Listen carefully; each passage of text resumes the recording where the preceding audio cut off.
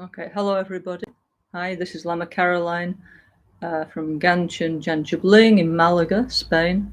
We're going to continue talking about the beautiful NgalSo Tantric Self-Healing teaching of our precious guru, Lama Caroline Rinpoche. Okay?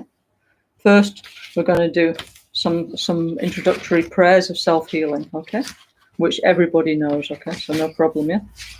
Namo Gurubhye, Namo Buddhaya, Namo Dhammaya, Namo Sanghaya, Namo Gurubhye, Namo Buddhaya, Namo Dhammaya, Namo Sanghaya, Namo Gurubhye, Namo Buddhaya, Namo Dhammaya, Namo Sanghaya, Namo Triratnaya, Sangye Chodan Sogi Chonamla, Janchu Badu Dani Kyasuchi, Dagi Jin Sogi Pesonaki, Drola Penchi Sangye Drupasho, Sangye Chodan Sogi Chonamla, Janchu Badu Dani Kyapsuchi, Dagi Jinsogi Pesonaki, Drola Penchi Sangye Drupasho, Sangye Chodan Sogi Chonamla, Janchu Badu Dani Kyasuchi, Dagi Jinsogi Pesonaki, Drola Penchi Sangye Drupasho, Semchen Tamche Dewa Dan Dewe Gyudan Dempa Gyuchi, Semchen Tamche Dunya Dan Dunya Gi Gyudan Drawa Gyuchi, Semchen Tamche Dunya Mepe Dewa Dami Drawa Gyuchi, Semchen Tamche Nyerin Chadahanidan Trewe Tanyon La Nepa Gyuchi, Semchen Tamche Lusen Gidunele, Soshin Trayun Lusen Dewadan Tempa Gyuchi, Semchen Tamche Nalso Tochin China, Nochu Koyo Danshin Samane Gyuchi, Semchen Tamche Dansa Buli Gikedo, Dadan Chinagi Shide Dan Tukun Dampa Gyuchi, Tamche Duni Sashida Semala Sohame Padan, Latan Tanya Bedurye, Ranshin Jampone Gyuchi, Ladami Chupese, No Susham Dahanyiki Tru Kunsan Chuchi Laname, Nanke Kanku Hunkya Gyuchi, Onamo Bhagavati Benzasawa Pramadani Tatakataya, Ahate Samya Sambudaya, Tayata Om Benze Benze Maha Tetsa Benze Maha Vidya Benze Maha Bodhicitta Benze Maha Bodhi Mandopa Samkramana Benze Sawakama Awarana Vishuddhana Benze Soha Kuncho Sungi Dempada Sangye Danjan Chu Sempa Tamche Giji Gilata Soni yosu so pena dan chenpo dan chukin nampa tashin sangi mikyape togi deshin idugyuchi. Malusem chen kungi gungyuchi du de punje hemise jonsela nona malu yandan kengyupe. Chomten kochene di shesu so. Gosungu pe gone chaselo no shayi trocho pa malubo. To mene sa di tun tam chesha. Kepa ge wahanam la jeira. Kuwa mato badule shune. Drowa chuki koloko wada dash dashengena janju chempuno. Sashipuki jushi meto tramri rali jini de genpadi. Sangye shintu mite buwayi. Drukunam dahashin la chupasho. Idam Guru Ratna Mandala Kam Niryatayami. Lozan Gilwa Kungi Yeshini Trisu Drime Gilten Simpeso Rajan Kilko Gyaso Trudun Kun Trinchela Me Shabla Sowade Om A Guru Bhadra Dara Sumati Gyana Sasana Dara Samudra Si Bhadra Sawasiti Hum Om A Guru Bhadra Dara Sumati Gyana Sasana Dara Samudra Si Bhadra Sawasiti Hum Om A Guru Vajradhara Samati Gyana Shasana Dara Samudra Si Bhadra Sawasiti Hum Locho Sampo Pel Gyuta Shipa Trutian Tempe Trin Leya Noda Pegyedro Lo Zampe Zepachen Pelden La Meheshabla Sowade Om Guru Vajradhara Sumahati Muni Shahasahane Kama Uttavadanye Sri Bhadra Vasamahanya Sawasiti Humo Maguru Vajradhara Suhumahati Muni Shahasahane Kama Uttavadanye Sri Bhadra Vasamahanya Sawasiti Humo Maguru Vajradhara Suhumahati Muni Shahasahane Kama Uttavadanye Sri Bhadra Vasamahanya Sawasiti Hum Kyoni Lama Kyoni Yedan Kyoni Kadro Chukyonte Dene Zunte Janchu Badu Kyumin Kyashe Miso We Didan Badu Chime Tayan Tuje Chakyu Zunzola Sishi Jidro Nudro Kunso Tengi Drosa Bachosu Kyoni Lama Kyoni Yedan Kyoni Kadro Chukyonte Dene Zunte Janchu Badu Kyumin Kyashe Miso We Didan Badu Chime Tayan Tuje Chakyu Zunzola Sishi Jidro Nudro Kunso Tengi Drosa Bachosu. You are the Guru, you are the Yidam, you are the Daka and the Dharma protector. From now until enlightenment, I seek no other refuge than you. In this life, in the bardo, in all future lives, please hold me with the hook of your compassion. Free me from the fears of samsara and nirvana. Grant me all realizations and be my constant protector.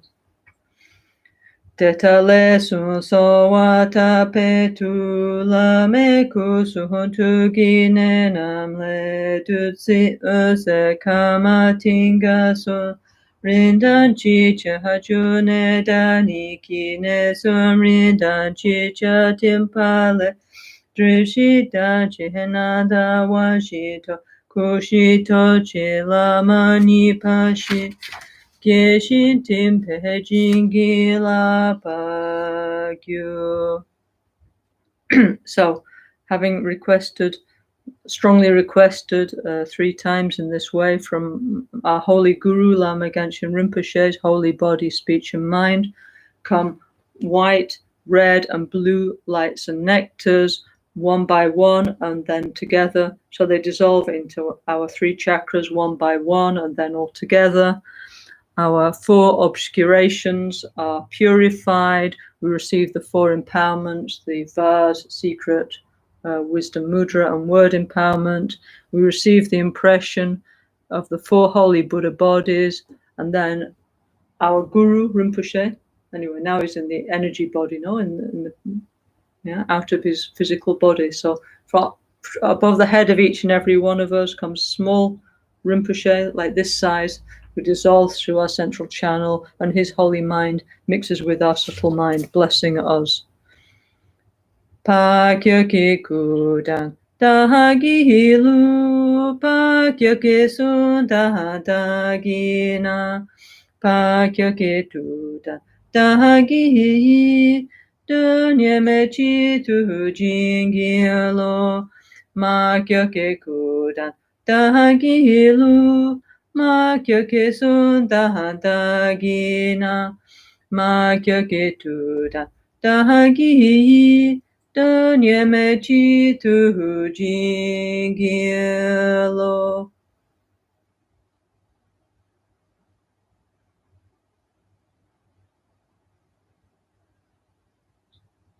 Oma Guru Vajradhara Sumati Muni Shahasahane Kama Uttavadanye Sri Bahadra Vasamahanya Sawasiti Homa Guru Vajradhara Suhumahati Muni Shahasahane Kama Uttavadanye Sri Bahadra Vasamahanya Sawasidi Okay, so Rinpoche is always with each and every one of us, blessing us and guiding us, okay? So, hello everybody, hope you're all okay, yes? So now we're going to continue to look at NgalSo Tantric Self-Healing 2, okay? So, okay, here's the second edition in English of Rinpoche's beautiful book, NgalSo Tantric Self-Healing 2, okay? So this is available from the Albaniano shop, yeah, on the internet, yeah? And you can look via the ngalso.org site. Last time I explained how to get there. If not, also in Spain, like for example in Madrid, in Malaga, in Almeria, we have many copies in Spanish and so on, also through our centers in the different countries, okay? Okay, so far we got to here last time. We got to the, we read the introduction, no? Yeah? And, okay, where did we get to? So remember, okay, last time we saw this, which is Rinpoche's seal, no? So I was saying, last time I wasn't sure what's in the middle, but now I saw actually it says Lama Caroline, of course. What else would it say, no? Okay, so that's Rinpoche's seal, no? Okay. Okay, so today we're on page 27 in the second edition. Okay, if any friends are listening, Italian friends, we have also through our Italian Facebook, Mary Christina is translating into Italian, and also if any Spanish friends, Carolina in Chile, through our NgalSo España Facebook page, okay, if you want to follow in your language, okay?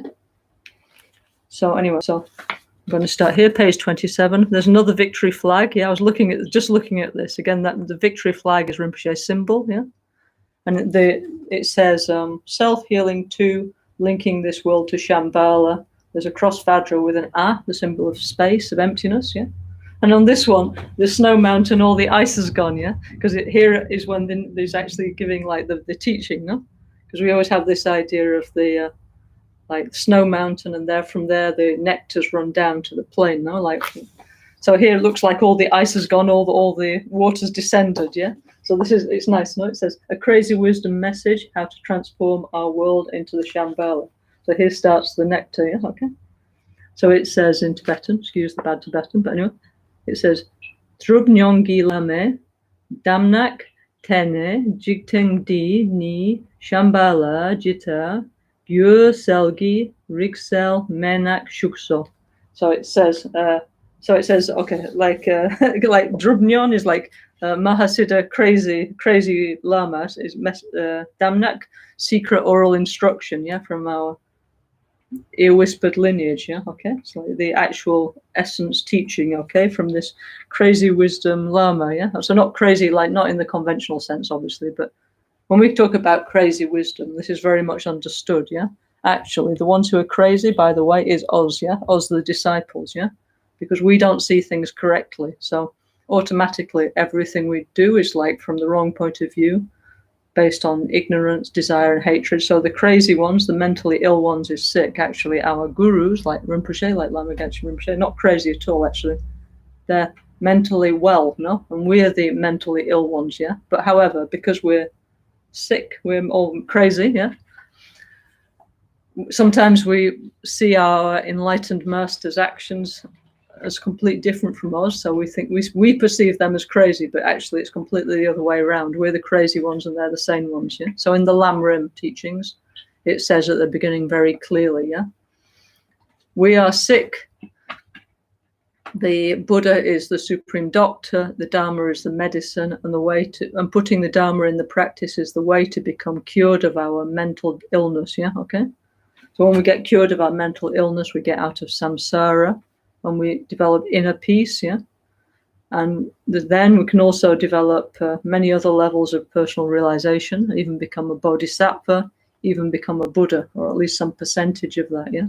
So the further on we get, the more mentally well we become, okay? Anyway, so I'm going to read the Rinpoche's crazy wisdom message, yeah? Okay? So Rinpoche, Lama Caroline Rinpoche says, I would like to take this opportunity to speak a little bit about my holy gurus, the different types of Buddhism, and the ways in which the tantric deities benefit the world and its beings. I believe that my gurus appear as ordinary human beings, eating, sleeping, and defecating out of their supreme kindness. Because in this degenerate Kali Yuga time, this is, for most people, the only way to relate to the manifestation of the holy transcendental Buddhas. I feel that my gurus are manifesting among the beings of samsara to free us from our mental and physical suffering, and that although they dwell in samsara, they are not part of it, yeah? Okay? Okay, so I'll read a couple of paragraphs and then comment, yeah, on each one, okay? Okay, so Rinpoche made this in 1993, okay, yeah? So he said, so this is extremely relevant for us at the moment, yeah, okay? So he said, because he's talking about, okay, like in our Mahayana Buddhism, in our Tantric Buddhism, our gurus who appear to us as normal human beings, like Rinpoche, for example, yeah, actually they're called Tulku, okay? I mean, okay, we have different gurus, but like people like Rinpoche, yeah, they're called Tulku. That means enlightened beings, yeah, Buddhas, okay? They can manifest. There's like basically like three levels how they can manifest. One is the Dharmakaya, the state of pure consciousness, the completely awakened and pure mind, yeah, okay? But only other enlightened beings, awakened beings, can directly see and relate to them. Like, for example, now Rinpoche, he's passed into the clear light. He's gone beyond the physical body, so he's in this like transcendental state, yeah? So this is what he's talking about now, is super relevant for us, yeah? Okay? So only people in the same state like Rinpoche can relate to him directly, okay? Then we have what we call Sambhogakaya, which is like, it means enjoyment body. So some people with very pure minds, high beings, they can see like directly, like the subtle energy body of Buddhas, yeah? Like, for example, they can see directly Manjusri or Chenrezig, yeah? Or who knows, maybe somebody who's very high mind, like our high gurus, like Kyabje Trijang Rinpoche, or these high beings, no? Yeah? Tomo Geshe Rinpoche, maybe they can still see directly Rinpoche and talk to him, yeah, because their mind is so high, so pure, so open, yeah. But that's not our case, yeah. Maybe for most of us, okay, fortunately we can feel Rinpoche blessing, and many of us, we had some dreams, some connection still with Rinpoche, no, like can appear when he likes to guide us, yeah, in our moment of need. But what we really need is actually for Rinpoche to re-manifest in another physical body, okay? Because it's true, no? It's much, much easier for us normal people to relate to our holy enlightened guru in a physical form, yeah? So he says, my gurus appear as ordinary human beings, eating, sleeping, and defecating like everybody else, but inside is something completely different, yeah? Okay? Yeah, and this is exactly our belief, in Tibetan, not belief, actually, it's true, no? Yeah? That these high beings can choose consciously to take rebirth within another human womb. Why? Not because they need, but in order to benefit us, to benefit the ordinary beings, to guide us, yeah? Because then we have much more opportunity to be together, to receive teachings, to be together, no? So this is also why we are doing many long life, quick return prayers for Rinpoche, yeah? Okay? And trying to accumulate all the causes for him to manifest again, yeah? And to continue to guide the next generation of NgalSo students, and again come back and be of great benefit to the world, be a world healer again, yeah? Okay? One of my friends, Anouk, yeah, she said something very nice. I was talking to her the other day, and she said, now we should stop counting like how many weeks and months it was since Rinpoche died, yeah? And now we need to start to count how many weeks and months it is till Rinpoche comes back, yeah? This is very nice, because it's true now. We need to look that way. We need to look future now, yeah? Okay?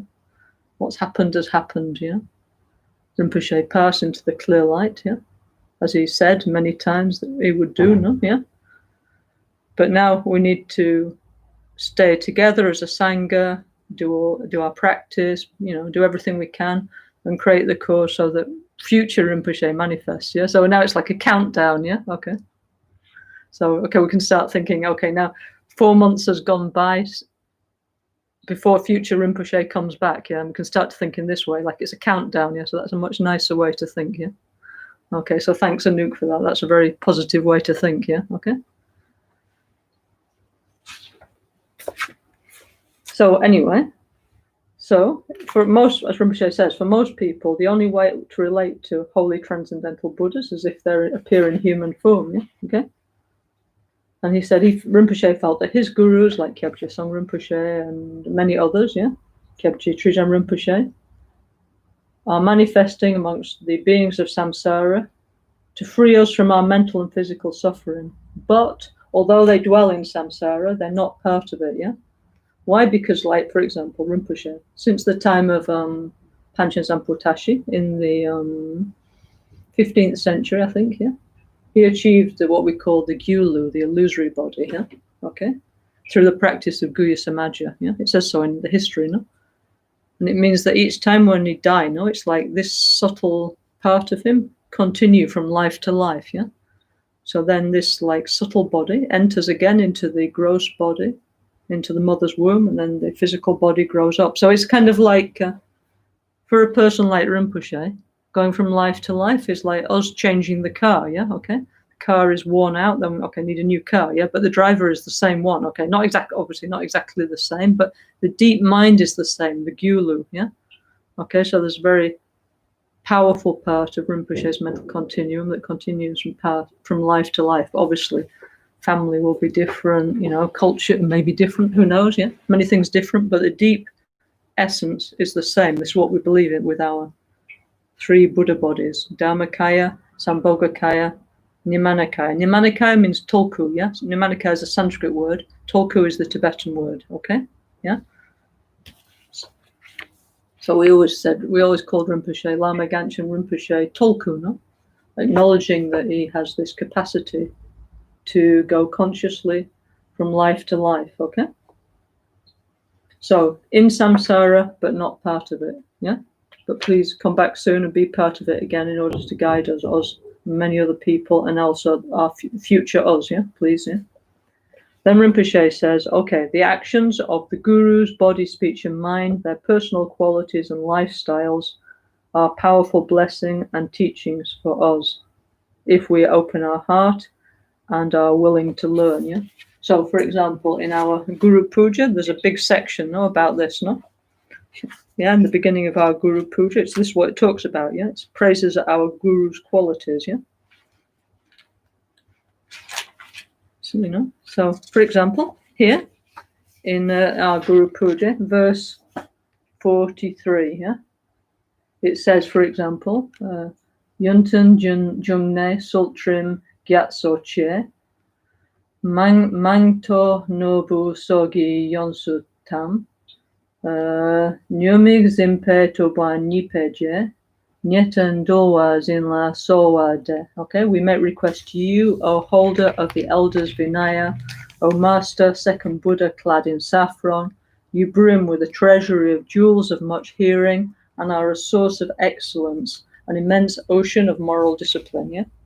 So this is what Rinpoche is actually talking about here in the next paragraph. He says, for example, His Holiness the Dalai Lama, who was Rinpoche's Kalachakra guru, he manifests externally as a pure monk, holder of the Vinaya teachings, the essence of which is non-violence, ahimsa, towards living beings. Yeah, okay. Inwardly, he manifests as a bodhisattva on the Mahayana path, full of love, compassion, and bodhicitta. He holds the Mahayana teachings, the essence of which is self-development in order to benefit all beings. Secretly, in order to benefit all beings quickly, he manifests as the Sambhogakaya form of a tantric deity, adorned with the major and minor marks, embracing a wisdom consort, and holds the Vajrayana teaching. Yeah. So this is actually very much similar to this part of the Guru of the Guru Puja. No? These verses 43, 44, and 45 of the Guru Puja. Yeah. So Rinpoche, he was giving the example of his guru, His Holiness the Dalai Lama, his Kalachakra guru, although Rinpoche's root guru was Kyabje Trijang Rinpoche. Okay. But this ourselves, we can apply this directly to our guru, Ganshin Rinpoche. Okay. So he says, okay, so Rinpoche, yeah, his externally, he had all these qualities of holding the Vinaya. The Vinaya means the Pratimoksha, yeah. So the basis of the Buddhist ethics, yeah. So the basis of Buddhist ethics is what? Non-harmfulness, yeah. Do not harm anybody. Do not harm other beings. Do not harm the environment, yeah. Okay. Do not harm anybody. Then on top, if possible, try to help them. But at least don't harm anybody, yeah. And then from one thing, which is non-violence, then come many divisions of how to be peaceful, yeah? Inner peace and world peace, yeah? Inner peace is the most solid foundation for world peace, and Rinpoche made hundreds and hundreds of these slogans, yeah? Okay? So from one main point, which was ahimsa, and that was the only actual ethical vow that Rinpoche insisted on with his disciples, that we have to try to overcome our delusions and be peaceful, yeah? Okay? But the rest he never insists. He said, okay, afterwards you try, yeah? Okay, but the peaceful one, he insists, yeah? Then from one come the 5 ethics and the 10 ethics and many other divisions of the ethics, but it's all how to be peaceful, actually, okay? So Rinpoche definitely had these qualities of that we call the Vinaya, the Pratimoksha, okay? And he had like this incredible smell, actually, which many saints, actually, many Indian saints had, yeah? So it's never had any bad smell ever, no matter how hot it was, yeah? He had this sweet smell of ethics, and all the people around him can attest to that, yeah? Yeah, and only like great saints have that. Also in the Christian tradition, actually, the remains of great Christian saints also have this smell like flowers, or something very special smell of ethics, yeah? So Rinpoche himself had that, okay? So he said, okay. Verse 44 in the Guru Puja, yeah? It says, Rinpoche said, but we have to repeat this these things in Tibetan, some kind to keep like the blessing, the transmission, okay? So therefore, I will do what Rinpoche said and repeat these verses in Tibetan, yeah? Okay? Kandan dena dewa shepelam tumpe urpe yunten chudempa malu gyewe dungso chugije Techo Gyewa Shela Solwa Deb. Okay, so we make request to you, O Mahayana spiritual friend, Lord of the Dharma, you who represent the victorious ones, the Buddhas without exception. You possess the 10 qualities which make you a suitable spiritual guide along the path of those gone to bliss. So then it's explaining the Mahayana qualities, yeah? Okay. So here Rinpoche says he manifests as a bodhisattva on the Mahayana path, full of love, compassion, bodhicitta, and wisdom, yeah? So inwardly peaceful, yeah? Inner attitude is the Mahayana attitude of the two bodhicittas, and we know 100%, 1000% that Rinpoche fully embodied those because he did, yeah? And now we also have to try and do that, okay, ourselves, yeah? Okay? If we're not like that, it means we need to make some changes, yeah? But we must try. It's our kind of obligation, you know? Otherwise, why spend all that time receiving teachings from such a great master? Now we have to put it into practice, okay? Okay, and Rinpoche says here, his guru our guru holds the essence of the Mahayana teachings, which is self-development in order to benefit all beings, the bodhicitta motivation, yeah? I want to practice, in order to benefit others. I want to free other people from suffering. I want to bring peace and happiness to all beings and the environment. Therefore, I will practice the Dharma. I'll meditate. I'll listen to Dharma teachings. I'll do mantras. I'll do whatever it takes to be a better person. Why? Because the world needs help. Yeah. Okay. Then, verse 45 of the Guru Puja. Gosun legdam lochen zodendang, yundang yume nadang gyushesin, deni chuzung dridang chekepe doje zimpe solwa dep. Sorry, excuse me. So this is requesting, remembering our Guru's qualities as a tantric master. Yeah, we make our request to you, O foremost holder of the Vajra, you who are skilled in explaining and composing, endowed with both sets of the 10 qualities and a knowledge of Tantra and its rituals. You are honorable, without pretense or guile, patient, broad-minded, and with your 3 doors well subdued. Okay? So, here Rinpoche says, in the Self-Healing book, he says, secretly, in order to benefit all beings quickly, he, the Guru, manifests as the Sambhoga Kaya form of a tantric deity, yeah? Adorned with all the major and marks, embracing a wisdom consort and holding the Vajrayana teachings. Yeah. So outwardly, our Guru manifests like as a very peaceful person. Yeah. Okay. Inwardly is a bodhisattva. Yeah. Okay. The attitude is the bodhisattva, and secretly is with the divine pride of being the tantric deity, of being Vajradhara. Yeah. Okay. The tantric Buddha. Yeah. Okay. So this is how we should see Rinpoche. I mean, of course, you know. So outwardly, we need to see like Shakyamuni Buddha or Lama Tsongkhapa. Above my head, by the way, here, this is an image of Lama Tsongkhapa. Okay, one is Buddha Shakyamuni. This other one here, this is an image of Lama Tsongkhapa, the founder of our Gelugpa tradition. Yeah, okay. So these are 2 of our principal examples of how we should be, no? 2 great enlightened masters, Shakyamuni Buddha from India, Lama Tsongkhapa from Tibet, great awakened beings. So in our Vajrayana Buddhism, there's not just one Buddha, yeah? Je Tsongkhapa was also as enlightened as the historical Buddha Shakyamuni, and not just Je Tsongkhapa. Many other hundreds and thousands and millions of people have achieved enlightenment, yeah? But we follow in the lineage of Lama Tsongkhapa, yeah? Okay. So anyway, so we have to have like this kind of like triple vision of our Guru, yeah, okay? Inwardly, deepwardly is Vajradhara, the tantric Buddha, okay? On the subtle level is like very high bodhisattva, yeah? And actually on a normal level looks like a normal person. This is like the interesting thing, okay? This is how we have to do, like play with these different views, let's say, of our Guru, you know? But of course, sometimes is getting old, is getting sick, I don't know, needs to go to the, what do you call it? The thermal spa because he's tired, no? Needs to eat croissants, needs to, you know, it's also human, of course. Our Rinpoche is human, all our Gurus are humans, no? Yeah?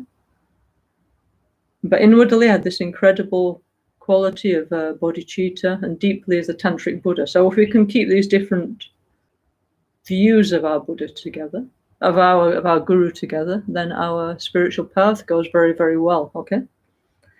I mean, okay, right now, because Rinpoche is in the clear light, is in the Dakini land, is somewhere else, no? Is in everywhere, yeah?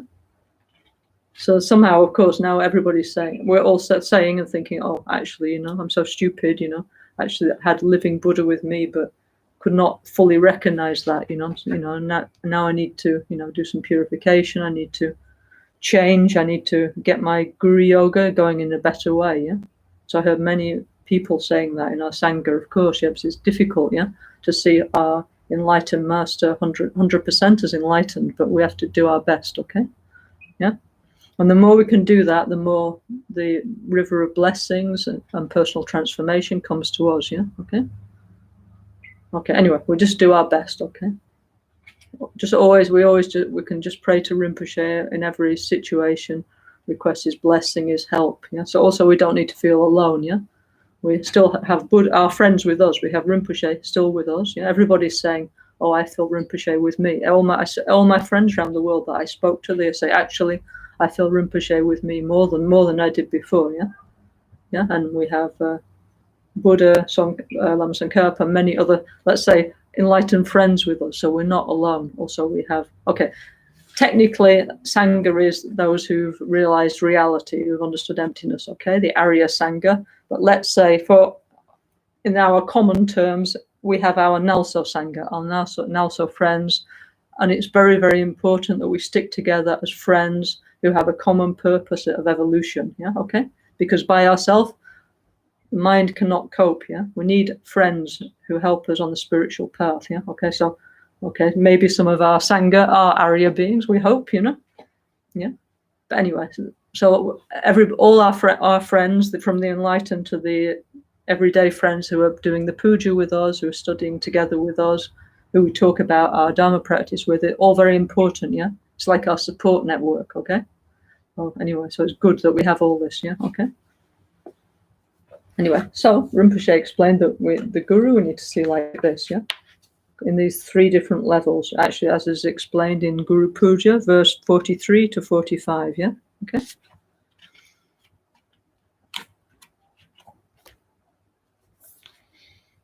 Okay, so Sambhogakaya form is what we call the enjoyment body form. So this means, for example, like these forms of the Tantric Guru Buddhas, like, for example, like, I don't know, Manjusri, I don't know, let me show, maybe I don't turn the camera too much, yeah?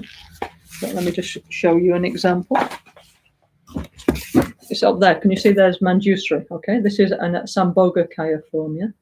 Manjusri appearing like this, yeah? So all these are kind of Sambhogakaya forms, also like this picture of Lama Tsongkhapa, Buddha, Manjusri, okay? So this means that in the West, we'd say something like the pure astral form, okay?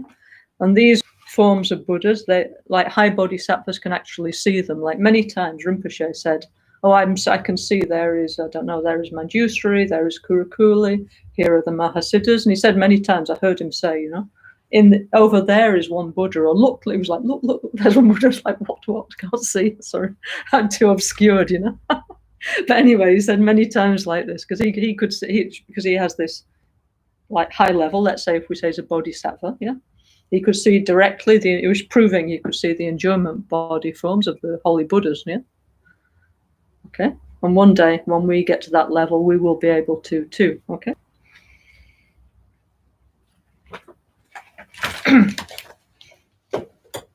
So anyway, so Rinpoche says that the guru manifests in the Sambhogakaya form of the tantric deity. Later on, Rinpoche he said he didn't like anymore the word deity. Yeah?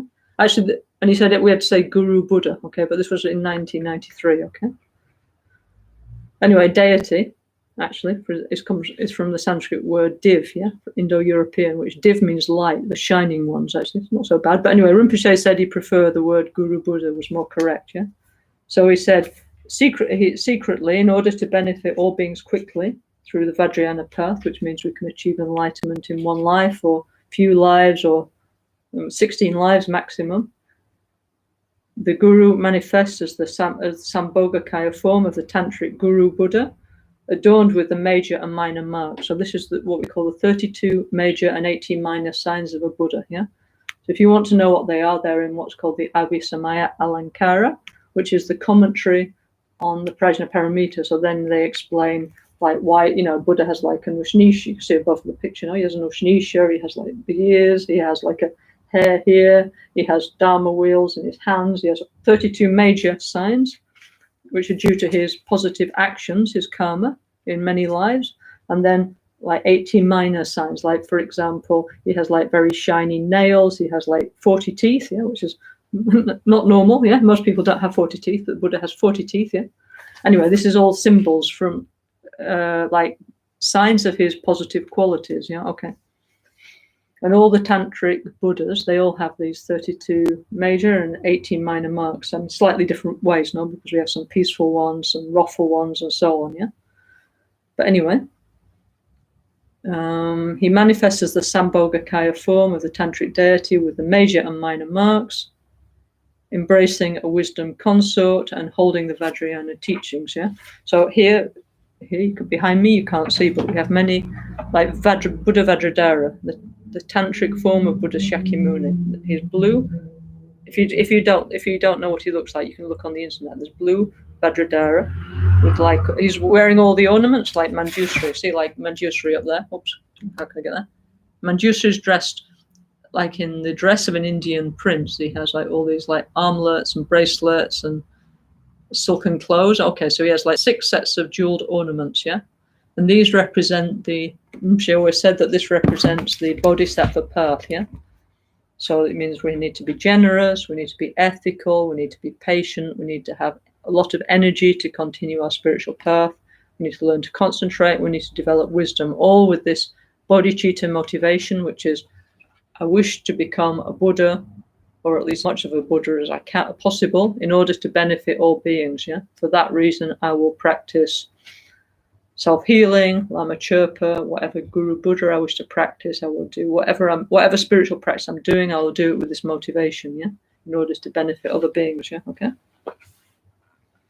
Anyway, so Vajradhara it's like this, has these 6 sets of ornaments showing the 6 perfections, yeah.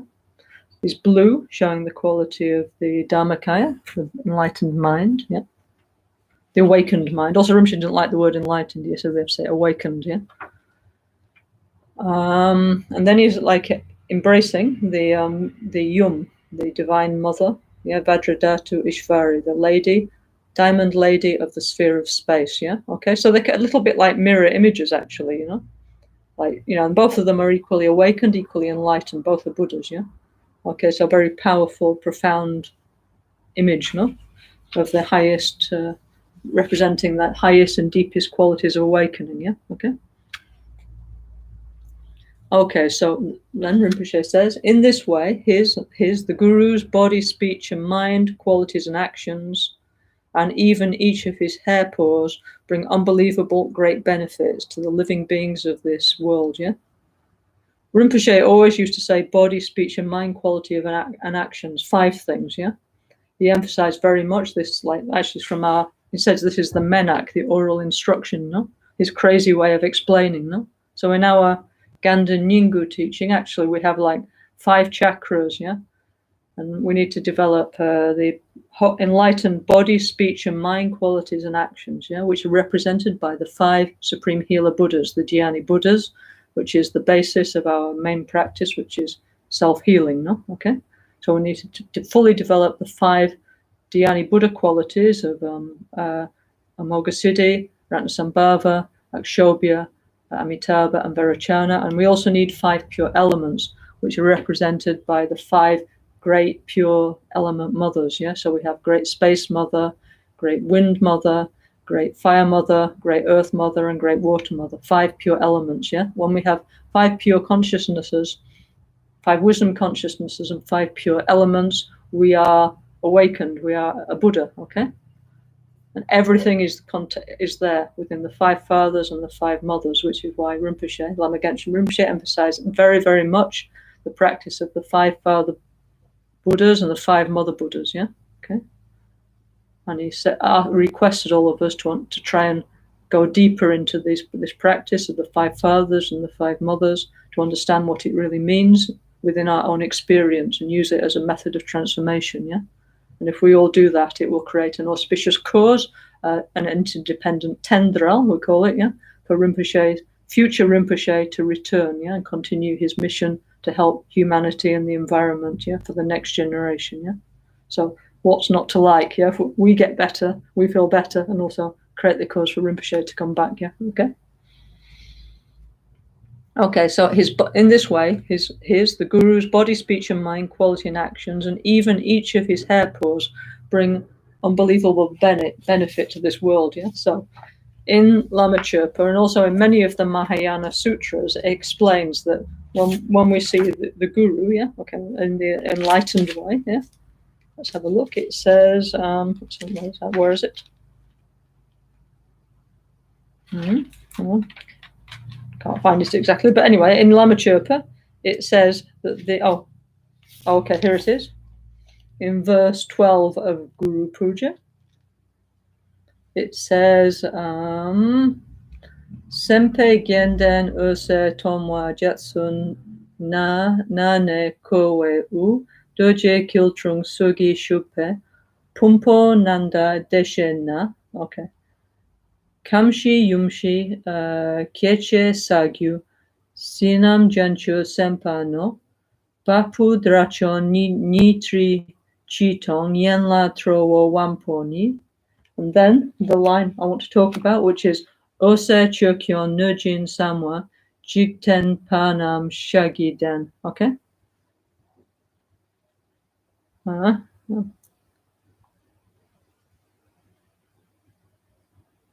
Okay, so anyway, so this verse 12 of Lama Chöpa, as we know, it's like what I was just saying, you know, we have to see our guru, like Rinpoche, no? In front of us in its energy form when we do the Guru Yoga, like Ganden Ligema or Lama Chöpa or Kyuni Lama or Pakyuki Kudang or Locho Zampo, or Lama Kien, yeah, any Guru Yoga we do, we see Rinpoche in front of us, okay? In a rainbow halo, Rinpoche smiling at us, yeah, like looking very, like Rinpoche always smiled at us, basically, anyway, so like Rinpoche, like normal, yeah, he was so kind, yeah. Okay, so here his 5 aggregates are the 5 supreme healer Buddhas, yeah, like looks like that tanka. I don't have it now, but we produced this picture of Rinpoche like a Mahasiddha, yeah, okay, with the 5 Dhyani Buddhas. It's in self-healing, okay. At his 5 chakras are the 5 supreme healer Buddhas, yeah, and then his 5 elements are the 5 great mothers, yeah. Actually, showing the body mandala of Guhya Samaja, actually, like Lama Tsongkhapa achieved enlightenment, like Guhya Samaja, many of his disciples, also Panchen Zampo Tashi, who was Rinpoche at that time, yeah, they achieved enlightenment in the form of Guhya Samaja, and then achieved what's called the Gyulu, the illusory body, yeah, this kind of energy body that survives death, okay, yeah, okay, and then returns, yeah, okay. And then it grows up a new physical body and continues with that awakened mind, yeah, okay? So then it says, the hairs of his paws are the 21,000 arhats, yeah? So in many Mahayana sutras, like, for example, in the Ganda Vyuha Sutra, which is represented on Burabhadur, Bodhisattva Sudana, he goes and sees many different gurus, 52, 53 different gurus, yeah? And several of the gurus, they show him visions of Buddhas, and they show him that in the pores of the skin, like Maitreya does this, yeah? Several other gurus, at the pores where the hairs grow out of your skin, no? And each one of those is a kind of universe, so it's kind of like a multiverse, yeah? So in each pore of the Buddha's body is a whole universe, and inside is a Buddha doing positive deeds, you know. So it's kind of like, literally like a multiverse all over the Buddha's body, yeah? Showing a kind of like the cosmic nature of the Buddha's experience, okay? So in Lama Chöpa it says that I don't know how they count, we have 21,000 hair pores, who knows, but anyway. They say that we have these hair pores, 21,000, so it's like we have 21,000 universes, yeah? Or, yeah, the Guru has 21,000 universes on his skin, yeah, on his holy skin, yeah, like a multiverse, okay? So that's what Rinpoche is saying here, okay?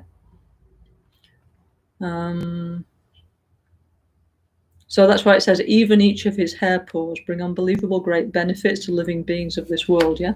And another thing that we believe actually is that the hairs of like awakened beings have great power, you know, as like relics. I think in Wu Tai Shan, I think in China, we went there once with Rinpoche. And there is a huge stupa, enormous. I don't know, maybe it's, I don't know, like 100, really, really big. I don't know, like 100, I don't know, 50 meters high, huge stupa. And it's the stupa of Manjusri, yeah? Buddha Manjusri. And inside is one hair from Manjusri, okay? And it's incredibly powerful, this stupa, yeah? So we have this thing that even one hair from the holy body of an enlightened being like Rinpoche is an incredible, powerful source of blessing, okay?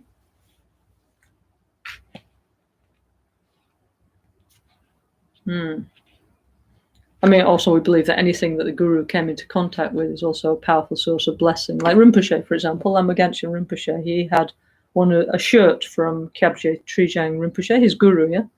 And apart from the fact he always used to keep it with him, he used to also eat it, you know, like when he was like stressed or something, he used to eat little parts of his guru's shirt, yeah, okay? Why? Because it's like Jinlab, like blessing, yeah, like the most powerful blessing, yeah. So Rinpoche himself used to do that, yeah. Actually, he also used to tell incredible stories about things he'd seen with his gurus, like Kyabje Trijang Rinpoche and Kyabje Song Rinpoche, yeah. Like he said one time, yeah, for 7 years he was the attendant of Kyabje Dzong Rinpoche, yeah, very powerful Galupa Tantric master, very famous, yeah, okay. And he said that one time, yeah, Kyabje Dzong Rinpoche was having a shower, yeah, okay. So then Kenshin Rinpoche, he got the towel, yeah, okay, was taking it out to dry. But then on the towel, there appeared like many, like kind of, we call ring cell, yeah, okay. Like it's like little pearls. It's a manifestation of the Buddha's blessing, okay. So then on this towel of Song Rinpoche, yeah, there appeared like hundreds of little ring cell, yeah, okay. And Rinpoche had that, you know. It was he said, "I'm sorry, I had to keep it, you know."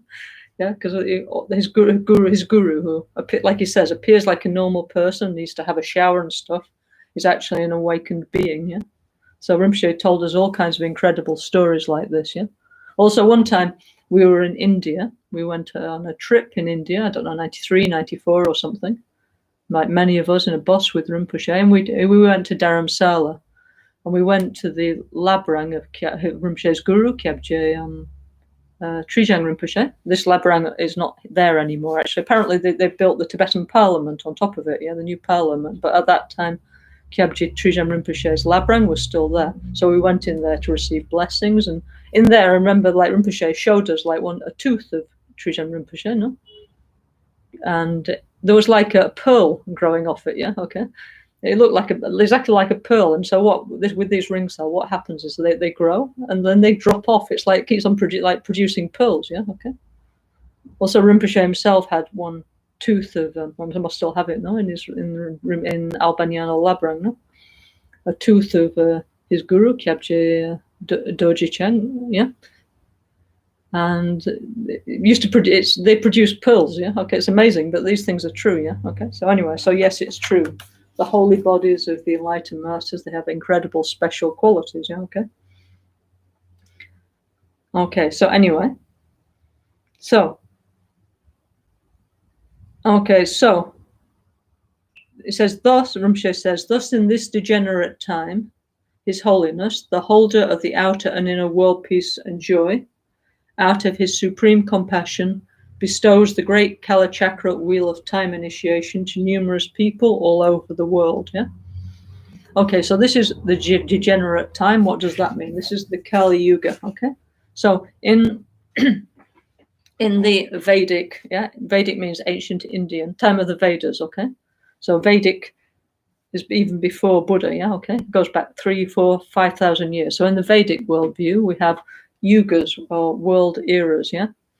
And our world, yeah, our universe, there's a big bang, it grows, yeah, matures, and then it gets old and decays, okay?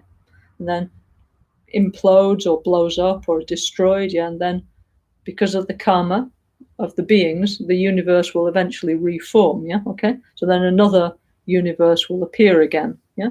So whether it's just one universe doing like that, or whether, I don't know, whether consciousness can go from one universe to another, I don't know, yeah? But anyway, so according to the Buddhist and Hindu worldviews, we have multiverses and also a cyclic universe, yeah? So a universe is born, grows, matures, gets old and dies, okay, yeah? and we have what we call yugas. Yeah, okay, we have sort of like universal yugas, and also yugas in terms of like, let's say, human development. Okay, so first age is called the golden age, where everything is growing, everything's like number one, fantastic. Then there's a silver age, which is not quite as good as the golden age, and then there's a bronze age, and then there's the Kali age, which is the our age. So we are presently in what's called the Kali age, which is the degenerate time.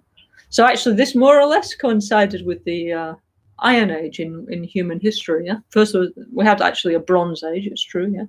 And when the Iron Age came about, I don't know, 2,500, 3,000 years ago, actually it's true, no? Then there became a lot more fighting, and a lot of things happened if you look in human history. I mean, on the good side, there also appeared Buddha, Socrates, Aristotle, Jesus Christ, Lao Tzu, also these great enlightened beings appeared in what was called the Axis Age, okay? But at the same time, also society became more violent. There was this formation of city-states, of nations, of warfare, and also many bad things started to happen, because this is the Kali age, the age of degeneration, So we are presently in the Kali age, the degenerate age. So Rinpoche said he was talking about his guru, His Holiness the Dalai Lama, because Rinpoche received the Kali Chakra initiation from His Holiness the 14th Dalai Lama. No? So he said, His Holiness, the holder of outer and inner world peace and joy, out of his supreme compassion bestows the great Kali Chakra wheel of time initiation to numerous people all over the world. It's true, no? Actually true. His Holiness the Dalai Lama has given Kali Chakra many, many, many times, in recent times, Why? Because the Kali Chakra Tantra, as we'll see as we go on through the NgalSo teachings, has got this prophecy, that we can transform our world into Shambhala. Okay, so nowadays most people know about the Dalai Lama, and also that His Holiness Dalai Lama is giving the Kali Chakra. But what most people don't know is that the Kali Chakra is present in all four schools of Tibetan Buddhism: Nyingmapa, Sakya, Kagyupa, and Gelugpa, and also many other great lamas are also holders of the Kali Chakra Tantra. So it's not like the exclusive no Tantra is the exclusive property of one lama. So, for example, His Holiness the Panchen Lama, who was also a very important guru for Khenchen Rinpoche, he was also a great master and holder of the Kali Chakra Tantra, and Rinpoche received actually many times the Kali Chakra from His Holiness the Panchen Lama. And the Tashi Lumpo Monastery in Tibet, which Rinpoche went to when he was young, and of which Ganshin Monastery, and also actually, so our monastery, Ganshin Sherpa Ling Monastery near Shigatse in Tibet, is a branch of Tashi Lumpo Monastery, the famous Tashi Lumpo Monastery. So a lot of the pujas and practices and everything that we do is very much influenced by Tashi Lumpo, because our monastery is a branch, And now we have also Ganshin Sherpa Ling number 2, which is called Albaniano Healing Meditation Center in Italy, So we're also following exactly this lineage coming from His Holiness the Panchen Lamas, not just now, but actually Rinpoche, since many, many lifetimes, has had this very strong connection with the Panchen Lamas. In fact, actually, he was a Panchen Lama, Panchen Zampotashi. He was the Panchen Lamas, actually the abbots of the Tashi Lumpo Monastery. The first abbot of Tashi Lumpo Monastery was Gaden Drub, who later became known as the first Dalai Lama, Then the second abbot of Tashi Lumpo was Panchen Zampotashi, who's a previous incarnation of Khenchen Rinpoche. Then later, there came this great enlightened master, Gyawa Ensapa, who later his lineage became called the Panchen Lamas, And since then, all the abbots of the Tashi Lumpo Monastery have been successive incarnations of Gyawa Ensapa, Also, our Guru Puja, This was made by Panchen Lobsang Chukyi Gyaltsen, not just this, many other things that we do, was made. Panchen Lobsang Chukyi Gyaltsen was a great, they're all great, the Panchen Lamas, but let's say we do a lot of things from him, from Panchen Lobsang Chukyi Gyaltsen, very, very important for us, So anyway, So in our lineage, our Panchen Lama lineage from Tashi Lumpo Monastery, we also have the Kali Chakra, I don't know if you remember, when Franco was giving his talk, when I asked him about his experiences in Tibet, he said that Rinpoche took the group of Western friends to see the 10th Panchen Lama, and the Panchen Lama was in Tashilhunpo Monastery, and he was showing one mountain behind Tashilhunpo, and he said there he wanted to build a huge mandala of Kala Chakra in order to hasten the return of the Shambhala energy into this world. Okay.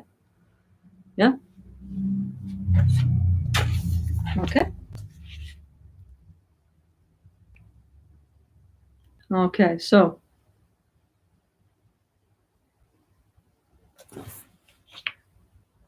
anyway, so many great lamas have the lineage of the Kala Chakra. So for example, like me personally, for example, I never received the Kala Chakra from His Holiness the Dalai Lama, okay? But I received from Kirti Senshab Rinpoche, one great master, and also received many times from Kenshin Rinpoche, So anyway, so I've been trying my best to practice, thanks to their blessings, okay? And as you know, since many years in the Christmas time, in the Christmas period, we've been having Kala Chakra retreats in Albagnano Healing Meditation Center, So, which of course we will continue to do so, okay.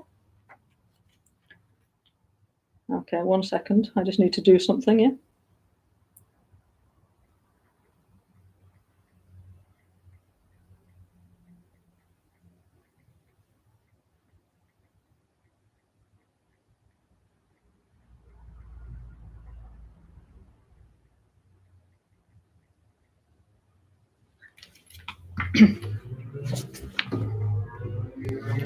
Okay, so showing the form beneficial for the present age, His Holiness is the non-sectarian holder of all 4 schools of Tibetan Buddhism.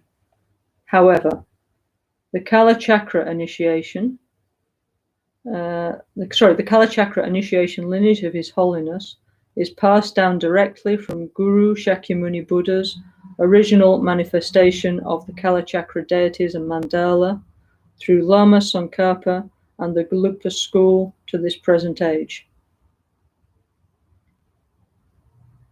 So this is saying that in our Vajrayana tradition, we believe that all our tantras actually were originally taught by Guru Buddha Shakyamuni, who in his time manifested in the form of various Guru Buddhas, like, for example, Kala Chakra, Guru Samaja, Chakra Samvara, and so on.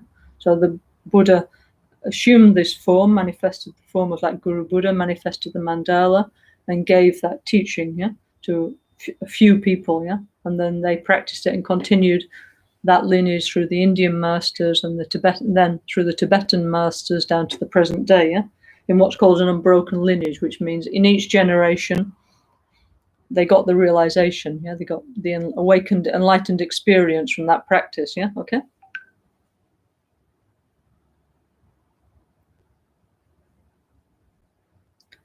Okay, from the relative point of view, His Holiness is manifesting his body mandala as the outer Kala Chakra, purifying the universe, cosmic phenomena, the world, and bestowing his outer world peace energy.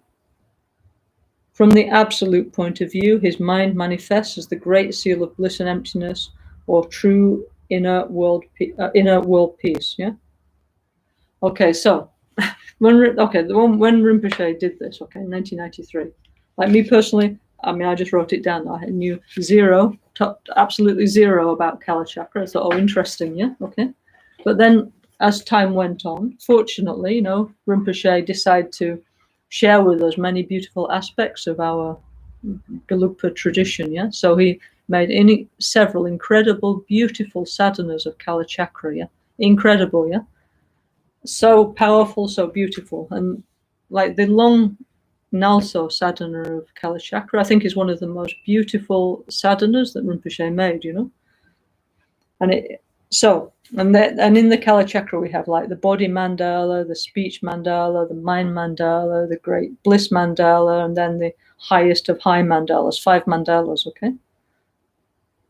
And so Kala Chakra is showing us how to make peace with the energies of the outer world. Yeah. So the idea basically is we are part of this universe. Yeah. Everybody must agree to that. Yeah. Like our body, for example, the elements in our body are made from exploding stars. Like, for example, the carbon, the oxygen, the things that make us up now. Yeah. The calcium and so on. All the elements in our body. Yeah. Are the same elements which are in our planet, which is part of the universe. Yeah.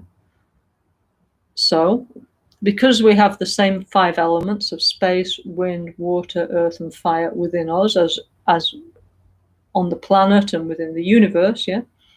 Therefore, the external energies of the elements, as they move and change, they affect us. And obviously, the universe and the planet is much, much bigger than us. We're like this. We're nothing. No, we're very, very small. Yeah. So this is like an overwhelming influence. Yeah. And this is why, for example, like astrology. Yeah. Astrology is actually a true science. Yeah. It's based on the movement of the energies of the elements. Yeah. And so, for example, this year, 2020, there's been all kinds of very inauspicious planetary conjunctions, yeah, like the elements, let's say, not going well together. And so all kinds of very difficult things are manifested, yeah. So what we try and do in the Kala Chakra is we try and be aware of what's going on. That's like that's what we do. That's why we're interested in astronomy, like astronomy, like with binoculars, yeah. Okay, in ancient times they didn't have binoculars, but the atmosphere was much clearer than it is now, yeah. So they could also, see the planets and the major, what we call nakshastras, lunar mansions, the constellations through which the moon, the sun, and the planets pass by when they go through the sky. There's like a road, in the sky, yeah. In Europe, it's like this direction. I don't know the places, yeah, but there's always the same road across the sky where the planets pass, yeah. So each planet has one element, yeah. Each lunar mansion has one element, and so anyway, there's many combinations of energies manifesting all the time. So what we want to do is be aware of what's happening, yeah, and we want to align our inner energies with the outer energies of the universe, yeah. Okay. Our inner world, yeah, our body, yeah, and our mind, yeah, is our inner mandala of Kala Chakra. So we also have 5 elements, and we have what we call 3 doshas, 3 humas, yeah. And so what we need to do is bring the 5 elements and the 3 humas of Vata, Pitta, and Kapha, wind, phlegm, wind, bile, and phlegm into balance, yeah, okay. And then we can be, as Rinpoche always said, if we have 5 healthy elements, then whatever we want to do in life, we can do, whether we want to be a millionaire, whether we want to become a saint, whether we just want to be happy or healthy. We need 5 healthy elements. That's the basis of our spiritual practice, yeah, okay. So Rinpoche emphasized very much the healing of the 5 elements. We took out from our lineage, our tradition, like the element meditations, and emphasized that we should do them, okay. So what we need to do is, there's the outer energies of the elements, yeah, which are manifested in the planets and the constellations, yeah. These, and then we have our inner elements, okay, within us. So they're not always going together, there's some combinations of the elements are good and some of them are bad. Like, for example, fire and water is not a good combination because fire puts out water or fire evaporates water. They're not friendly elements, yeah. But some elements are friends, yeah, okay. Yeah, so like some give strengths to the other, yeah. So what we want is for, if there's an opposite energy, we need to have some astrological healing method, yeah. And what we want to know is use the element energies to our advantage, yeah. And what we actually want to use them for is for healing, and for making inner and world peace, and for us to get awakened, yeah, on the personal level and on the collective level, okay, yeah. So anyway, so that's what the outer, inner, and Shen, Qi, Nang, Shen, the outer, inner, and alternative Kala chakras are about in 2 minutes, okay, yeah.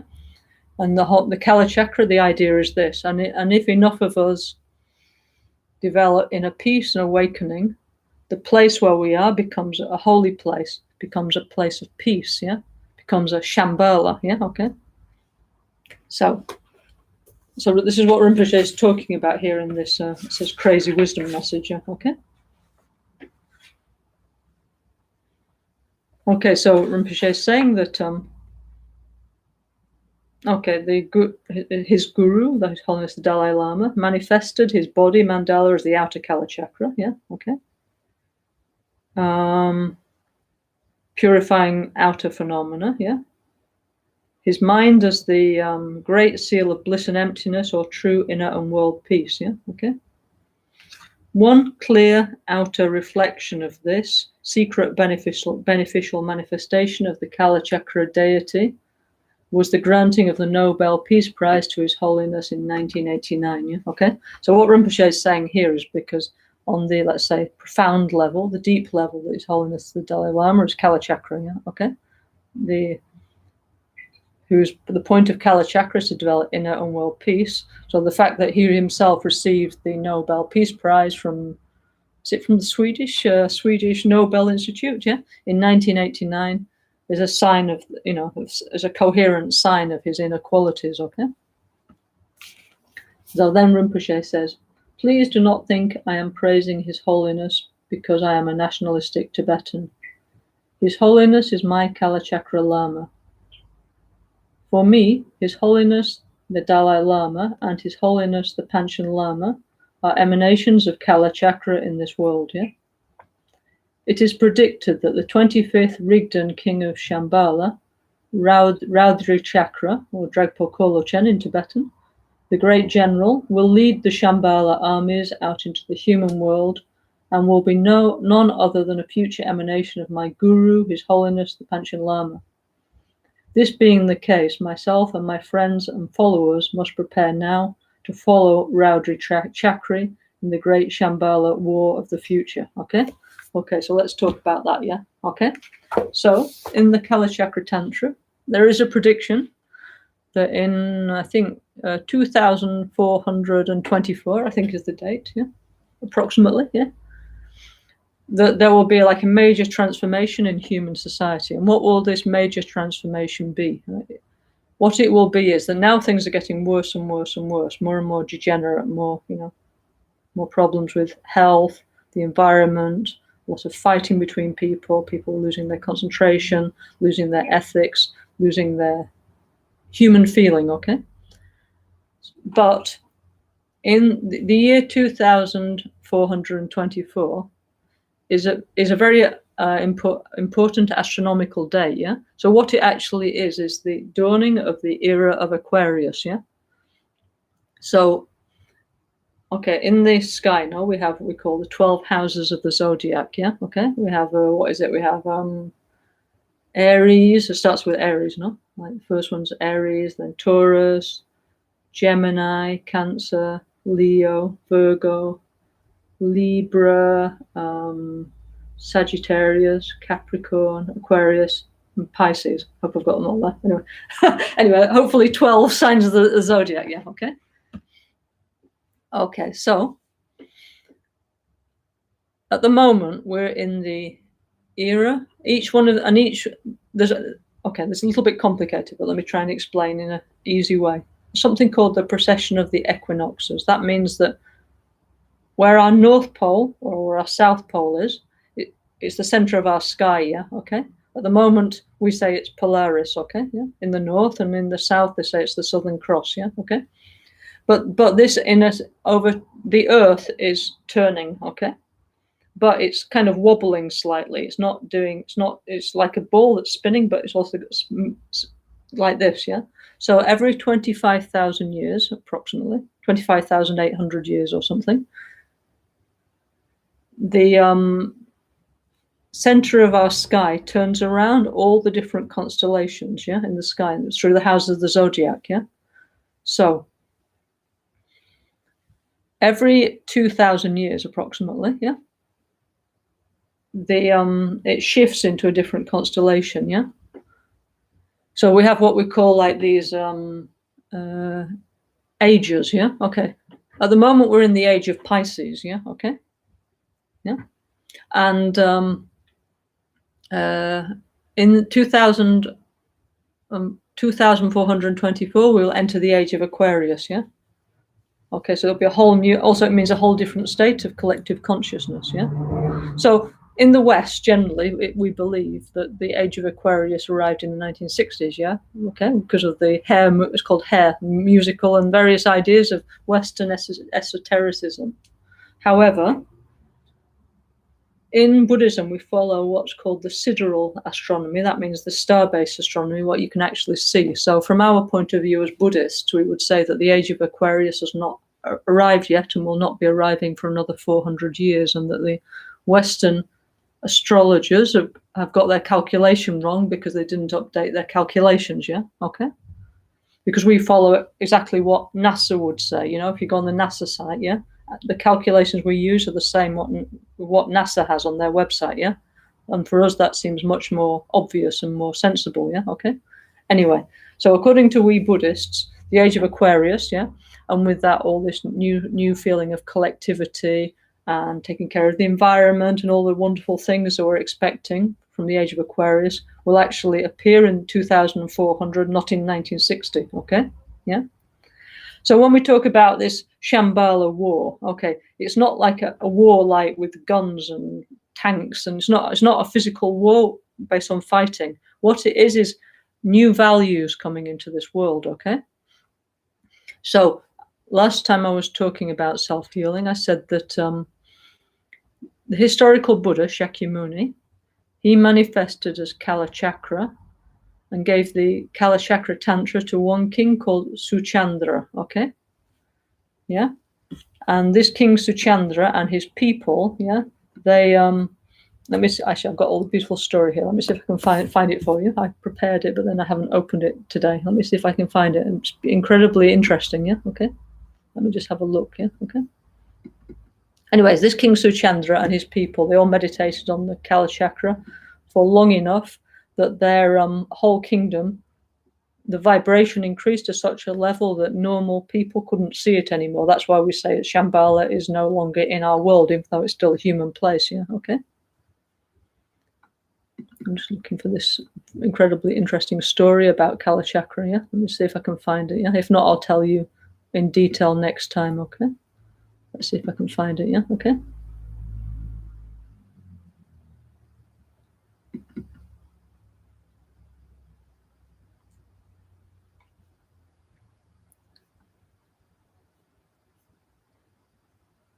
Not this. I think it's in my Borobudur section, because as you know, Rinpoche was saying that Rinpoche had very much this strong feeling that Borobudur in Indonesia was the actual place where the Lord Buddha taught the Kalachakra, yeah? Let me just have a look, sorry. Oh, sorry, please bear with me, because this is like really, really, really, really interesting. If I can find it, yeah? If not, next time, yeah?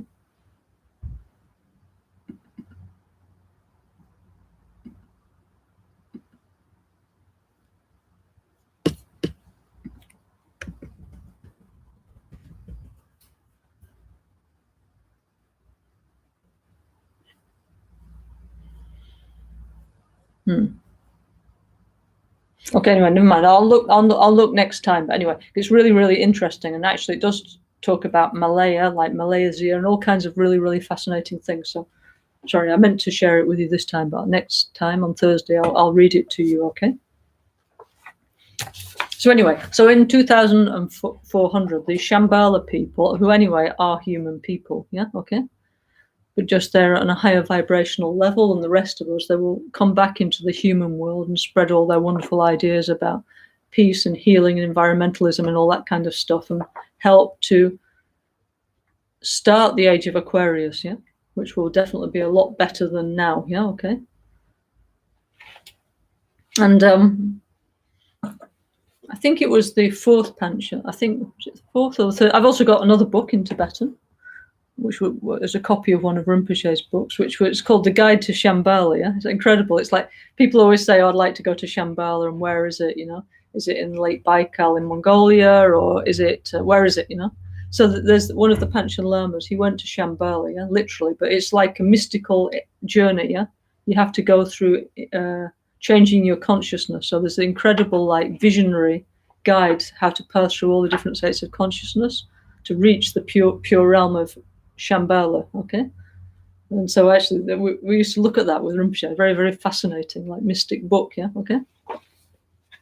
But anyway, so look, it's not a war. We're not going to be like doing kung fu and learning like aikido and archery and stuff like that to join in the Shambhala army.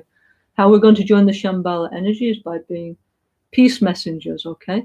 By spreading inner and world peace, yeah? Spreading environmentalism and all these ideas of collectivity and all these kind of positive ideas. If you want to be a Shambhala warrior or warrioress, that's what you have to do, okay? So anyway, so he says, okay, so for this so the after the historical Buddha taught the Kalachakra to King Suchandra, yeah? Now, each one of the kings of Shambhala, they have long lives, yeah? So each one rules for 100 years, yeah? So from the time of the Buddha, yeah, historical Buddha, until the time of the Age of Aquarius, there will be 25 Shambhala kings, yeah, okay? And the 25th king, who's not actually been born yet, okay? He's called Raudri Chakra, means like the wrathful wheel holder, yeah, okay? And he will be a future manifestation of the Panchen Lama. Now, the Panchen Lama, yeah, who's also Rinpoche's guru, also some of us actually are gurus, yeah. He is considered to be a manifestation of Buddha Amitabha, Supreme Healer Amitabha, okay, yeah. And His Holiness the Dalai Lama is considered to be a manifestation of Guru Buddha Chenrezig Avalokiteshvara, yeah. Now, Avalokiteshvara is actually considered to be a manifestation of Amitabha, yeah? So they're actually like the same mind, actually, yeah? Okay? So the Panchen Lamas and Dalai Lamas always had like this kind of close relationship throughout history, okay? Why? Because they are actually the same mind stream, but manifested as different people, yeah? So this is not uncommon in Vajrayana Buddhism. Also in Mahayana Buddhism, we believe that there's 10 levels of being a bodhisattva, yeah, from the first bhumi to the 10th bhumi. The 10th bhumi, the 10th ground, is awakening, enlightenment. And in Vajrayana Buddhism, actually, there's 13 bhumis, 13 stages, okay? Now, on the first bhumi, yeah, first level, yeah, and this is like on Borobudur. Now, Borobudur has got like 10 levels, or we can count 13, yeah?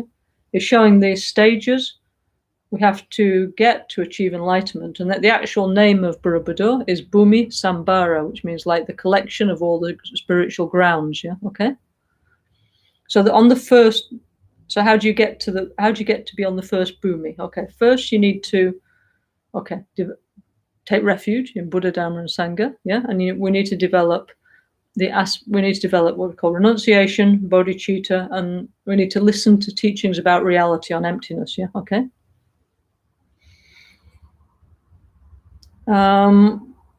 First is the path of what's called preparation, yeah?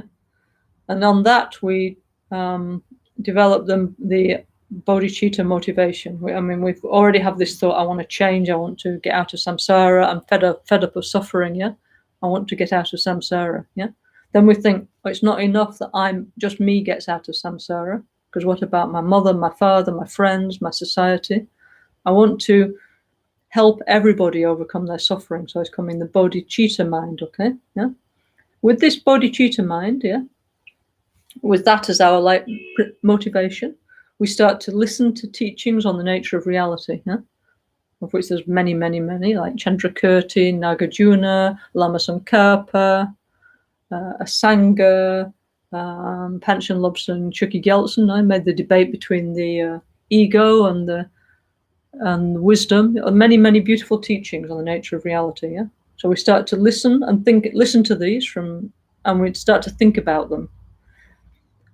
Then we start to meditate again and again on that. Yeah. And the first moment we have a direct experience of reality, the first flash, yeah, like, oh, eureka moment is called the path of seeing, yeah, okay? Then we, immediately after that first experience, that first flash of our mind coming into contact of reality, we enter into what's called the path of meditation, yeah? So on the path of meditation, there's 10 levels, and these 10 levels are called bhumis, or grounds, yeah? So it's like 10 levels of progressively purifying our mind. Purifying, what it means is getting rid of the wrong way of seeing things, yeah, okay? Yeah, so we purify, because it's very, very deeply ingrained in our mental continuum, our wrong way of perceiving ourself and reality. So we need many, many, many, many, many, many times to meditate on the nature of reality. And we're gradually like changing our view of the world, okay? And so it's also, I always think it's a bit like, you know, like everybody has a washing machine, yeah, with it. And so everybody's washing machine, it has a dial, yeah. So there's different programs, yeah. So some is like super hot for very dirty, you know, dirty things. And then there's like down to very light, yeah, silk, cold water, yes. So there's many, many different programs. So I always think the 10 bhumis are a bit like you have to go through all the different, like you have to wash your mind many times and go through many different programs, yeah, to clear away all different kinds of dirt and the impressions of delusions left in your mind stream, yeah, okay? So we go through many, many of these bhumis, yeah? And as we progress, yeah, our mind becomes more and more incredible, like, you know. So even on the first bhumi, the first spiritual level, yeah, it says a bodhisattva can manifest 1,000 bodies of themselves, yeah? So therefore, when we say, okay, the Panchen Lama and the Dalai Lama are both manifestations, actually, of Amitabha. Like Panchen Lama directly is Buddha Amitabha, and the Dalai Lama is Avalokiteshvara, who's a son of the family of Amitabha. For us, that makes total sense, because only two, no? Yeah. Even a first ground bodhisattva could manifest 1,000 bodies, and by the time you get up to an awakened beings, they can manifest countless billions of emanations, yeah, okay? So anyway, so Rinpoche points out, yeah, that according to the Kala Chakra prophecy, that in the beginning of the age of Aquarius, the leader, let's say, of the Aquarian movement will be the Panchen Lama, yeah, okay? And that if we want to be like part of that Aquarian awakening, yeah, of the Shambhala energy, then we need to prepare. How do we prepare? By practicing self-healing, yeah, by practicing Kala Chakra, doing all these different kinds of practices, and also promoting inner peace, environmentalism, a collective mentality, and all other vegetarianism, all kinds of other positive ideas that we can promote in modern society, yeah. And Rinpoche was very big on this, and he said, so all we and all the other positive groups in the world, because of course it's not just us, NgalSo, no, there's all kinds of positive people of different religions and cultures. So he said all these positive people giving good ideas, these are the Shambhala people awakening in this world, yeah. So he said we're on the right side, yeah. So we need to keep on doing the right thing, yeah. So this is something we can feel good about, actually, yeah. Okay. And we need to continue. And Rinpoche said, please continue and deepen your practice, yeah. So we need to continue to awaken these Shambhala energies, okay. So it's not a physical war, it's a value war, because we want light, yeah. We want to be, you know, we want a world where, you know, people can live together in harmony, yeah, with enough for everybody, and where the spiritual teachings can be manifested, and we want all good things, yeah. And we're not into, like, you know, the values of materialism and selfishness and all kinds of different things, you know, that have been causing so much pain and suffering in modern society, yeah. Okay, then Rinpoche says, yeah, in J Rinpoche means Lama Tsongkhapa, yeah? Lama Tsongkhapa, okay? Founder of our Gelugpa school, okay? So J means like the Lord, the venerable, precious one, yes? So Lama Tsongkhapa, yeah? Great enlightened master from the 15th century, yeah?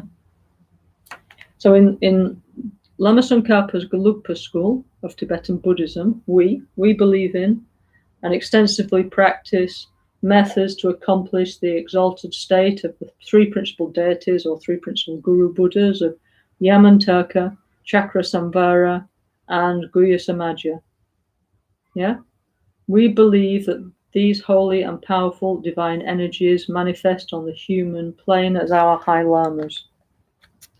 Thus, I believe that my root guru, His Holiness Kyabje Trijang Dorji Chang, the junior tutor to His Holiness the 14th Dalai Lama, is a manifestation of Haruka Chakra Samvara in this world, that His Holiness the Dalai Lama is the emanation of Guhya Samaja, and that my guru, His Holiness Ling Dorji Chang, the senior tutor to His Holiness the 14th Dalai Lama and the 96th Ganden throne holder, is the emanation of Yamantaka in this world. Yeah.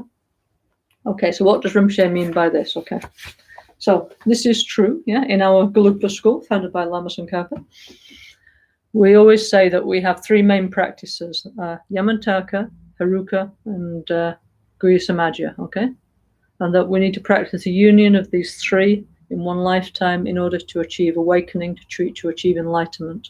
And Lama Tsongkhapa himself, he showed this, and all his close disciples. Yeah.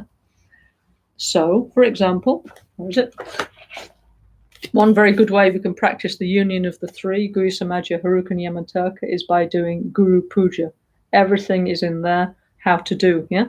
Anyway, now I'm not going to explain to you all about Guru Puja. If you want to know about Guru Puja, Lama Michel Rinpoche has been giving an extensive commentary on Guru Puja, which is on our YouTube channel, so please listen to Lama Michel, and he will explain in great detail how to practice Yamantaka, Guhya Samaja, and Haruka together with Lama Chirpa. Okay. But in 1 minute version, when you see the Guru in front, the field of refuge, you imagine the Guru has got 5 fathers, 5 mothers, and all this has got inside of him is the body mandala of Guhya Samaja. So you make offerings to Guhya Samaja. Yeah. When you do the Sog offering, is in the form of Haruka Chakra Samvara. And for example, when we do like the prayers to the protectors and so on, yeah, we generate in the form of Yamantaka. So within one sadhana, we're arising in the form of our 3 main deities, yeah. So that's one way to do it, yeah. Another way is to do Lama Genshin Rinpoche's NgalSo combined practice, yeah, where, as you know, Lama Genshin spent many, many years showing us how to combine the practice of Guhya Samaja, Om, Ahom, Soha, and so on, and Haruka, Puza, Oma, Gora, Dema, and so on, yeah, and Yamantaka, yeah, in one easy-to-do practice, yeah. So, the last Rinpoche, Lama Genshin Rinpoche, composed many, many, many incredible, beautiful sadhanas and practices, but the last one, he composed and he said, okay, I want you to publish this, I want you to do this, was his combined practice. And just now we're finishing to edit it, and we want to bring it out, but very soon this winter, this European winter, yeah. And towards the end, I mean, for years and years and years, Rinpoche, like all the time, he would make us do Guru Puja together with him and self-healing, yeah. And he would also make us do the combined practice, yeah. So we practiced hundreds and hundreds and thousands of times his combined practice, yeah. And even when Rinpoche was ill, yeah, in the hospital, he was doing the combined practice, yeah, okay. Showing us what we need to do was his combined practice, okay? So we need to take this as a personal instruction, and if we're not doing it, we need to start to do it, okay? Very, very important. So we have one way. It's just like the points, you know, like the bijas, like Om, Ahom, Soha, and so on, yeah? And another way, more extensive way, with all the mantras of the 32 deities of Guhya Samaja, the 62 deities of Haruka, the 17 deities of Yamantaka, and the mantras of Kalachakra and some other things, okay? So when Rinpoche made this, 1993, yeah, okay. Rinpoche was explaining this, I wrote it down, okay. And then, okay, so I thought, because Rinpoche was taught self-healing, no? And then making peace with the environment. But he said, in here, he said, actually, we need to practice Yamantaka, Chakra Samvara, and Guhya Samaja, yeah? So then, finally, actually, I went back to Rinpoche. I said, please, Rinpoche, please, can you teach us about your way of Yamantaka, your way of Guhya Samaja, your way of Chakra Samvara, yeah? So Rinpoche always said, at first he was thinking first he was thinking one mantra, Om Muni Muni Maha Muni Shakya Muni Soha, and then 4 limitless, and then 7 limitless, yeah? Then he had his vision in Borobudur of all the Guru Buddhas who gave him permission to open up his healing tradition. So he composed self-healing and started to share this with us, okay? And he said, actually, he was thinking that would be enough, that it would be quite enough, that everything, and 5 fathers and 5 mothers, it was completely complete. There was no need anymore. But because of this like tendril of I was making requests saying, Rinpoche, Rinpoche, Rinpoche, Rinpoche, please, please, please, can you teach us Guya Samaja and Haruka and Yamantaka? Then he finally said yes. And then he actually composed the NgalSo sadhanas of Guya Samaja, Haruka, Yamantaka, Vajrayogini, Kalachakra, and all this. And finally, he made this combined practice, which is like, let's say, the last gift that Rinpoche has left to all of us, okay? So we must, or we who follow Rinpoche, okay, and want to practice his NgalSo teachings, we must try and practice this together. If you don't know how to practice it, no problem, because we'll be Lama Michelle and myself will be doing it very often together, so we can all become very comfortable with that practice, okay?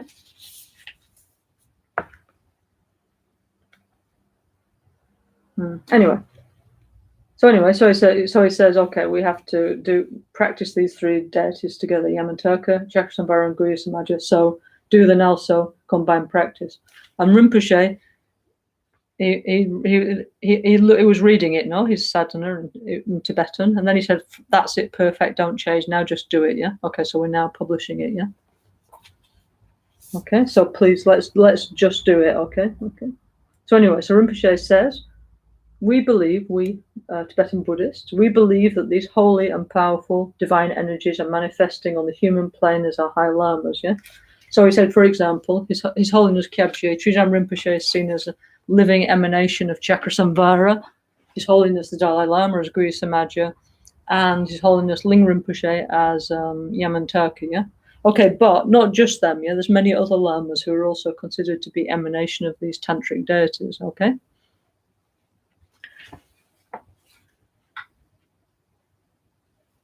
So he says, I also have many other gurus full of kindness who have given me the complete set of initiations, commentaries, and oral transmissions of the Gelugpa school. Actually, next page, actually, see, it's a bit, I need to improve the lighting in here. Let's see.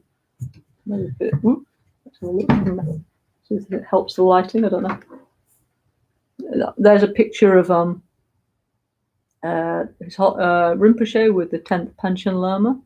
And then below is a picture of Rinpoche with the successive incarnation, yeah, the Yangtze, the 11th Panchen Lama, yeah. Okay, on that page. And then there's a picture of His Holiness Ling Dorji Chang, Trijang Dorji Chang, and Zong Rinpoche. Okay, so if you want to see it better, you'll have to buy the book. We'll put that down there, maybe improve the lighting a bit, yeah. Okay, sorry, it's not exactly like studio conditions, but it doesn't matter. The important thing is the holy words, okay? The transmission of the NgalSo teachings, yeah, okay? I mean, actually, with Rinpoche, many times we were in like very simple places, you know? We used to give the Dharma teachings like anywhere, like, you know? I mean, now we have all these incredible, beautiful temples that Rinpoche left for us, no? But for example, I remember one time we went to Bari in South Italy, yeah? And Rinpoche gave a very beautiful initiation in a cowshed, yeah? So it was literally a cowshed, and they put like just some, I don't know, some sheepskins or something for him to sit, yeah. And it was, I remember, very, very beautiful initiation. So, you know, doesn't matter. Okay, doesn't matter how rich or poor is the place, or how glorious or humble. But the important thing is the message of the Dharma. Yeah. Okay. Anyway. So Rinpoche said, I have many, many gurus. Actually, one thing we have to do actually is make a list of all Rinpoche's gurus, that, you know, because these are our lineage gurus, yeah? And he says, for example, His Holiness Song Rinpoche was my guru for healing and astrology, as well as in other subjects, yeah? So he says, thus, although I am a very small Lama, I am fortunate to have the good karma to be a disciple of these supreme gurus, who have compassionately cared for me for many lives. Yeah. So Genshin Rinpoche went to India, no, when he was in his 20s. Yeah, he went to, first he was in the Boxer refugee camp, where he took his Geshe degree, And then he went to Varanasi, and His Holiness Song Rinpoche was setting up what is now called the Institute for Higher Tibetan Studies, and Song Rinpoche was the principal, okay? And so there, Rinpoche became, let's say, the personal attendant of Song Rinpoche, yeah? So he had very, very good, very close connection with him, and he was all the time with him, and like, he says one thing, he asked Song Rinpoche special permission that he could, in my book, actually use it. Look, it's falling to pieces, yeah? So he said that he asked Song Rinpoche permission that any time he could ask Dharma questions to Song Rinpoche. Because in the Tibetan tradition, okay, Rinpoche was like super informal with us because he knew it was not our culture, but in the actual Tibetan culture, to ask for the teaching has to be like in a very serious, formal way, okay? You can't just say, oh, guru, tell me about something, or call your guru on the phone or something, yeah? But he asked special permission to Kyabje Zong Dorji Chang that any time they were together, that he could ask him Dharma questions, because many times they were going out, like they would travel in a rickshaw around the city and do different things, no? So Song Rinpoche said yes. So Khanshin Rinpoche had very good chance, let's say. He used to say he had a good chance to receive all Song Rinpoche's special, like menag, oral instruction, yeah? His actual heart instruction from him, like from one, in a very close way, yeah?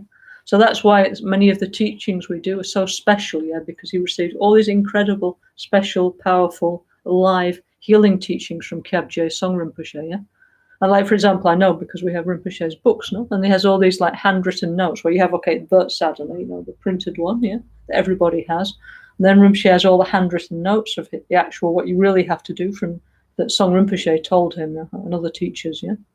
That's what we mean by oral tradition. You need somebody to truly teach you the real thing, yeah? You can't just download it off the internet and stuff like that, yeah, okay? Or buy it in Amazon or any other bookshop, yeah? You still need somebody to truly explain to you all the details, So anyway, so he said, even though he's a very small Lama, he has had the good fortune to have all these great masters, yeah, okay? Who have compassionately cared for him for many lives, yeah? So there's many, many incredible stories about Khanshin Rinpoche and then Kyabje Song Rinpoche. I'll tell you one famous one. One time, Rinpoche was there there was a group of monks, no? Song Rinpoche was a very, very tough kind of teacher, like very kind of wrathful, yeah? So he was, and especially he used to be wrathful towards Khanshin Rinpoche, okay? So he was like scolding very strongly Khanshin Rinpoche for something, okay? And all the other monks were laughing, yeah? So then Song Rinpoche turned around to all the other monks and said, stop laughing, yeah? Yeah?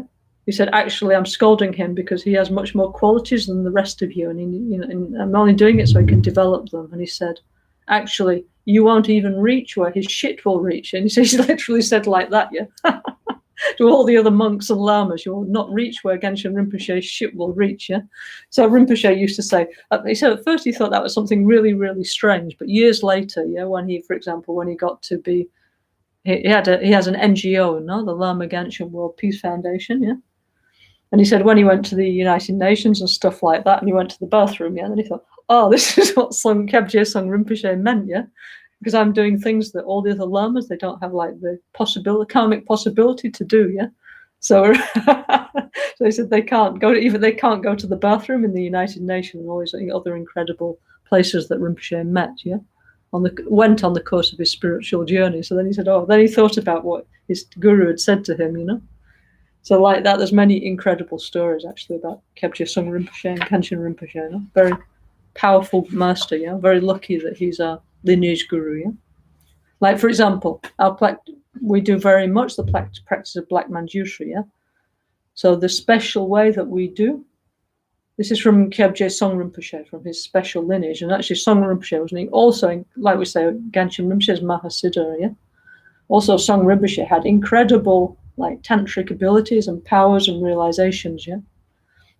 Maybe one time I'll read to you some of the biography of the previous Kyabje Song Rinpoche. Really an incredible master, yeah? Anyway, so I said, I'm very fortunate, yeah, to have been compassionately cared for by these gurus for many lives, yeah? Because remember, like, okay, we say Khanshin Rinpoche, yeah? Actually, I'm not quite sure, maybe we had the 14 or 15, 16 past lives of him we know about, okay? So from life to life, they've been going together as a team, yeah? for example,